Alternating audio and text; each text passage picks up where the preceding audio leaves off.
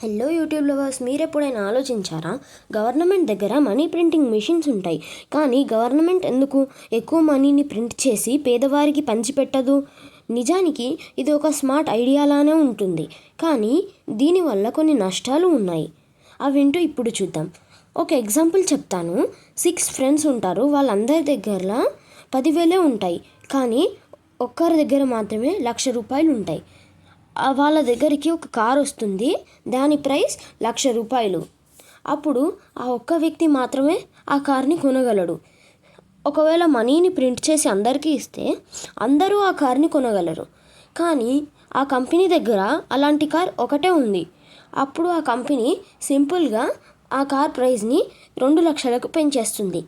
ఇలానే మనం డైలీ వాడే వస్తువులకు కూడా కొనేవాళ్ళు ఎక్కువ అవుతారు, అనగా డిమాండ్ ఎక్కువ అవుతుంది, కానీ ప్రొడక్షన్స్ తగ్గుతాయి.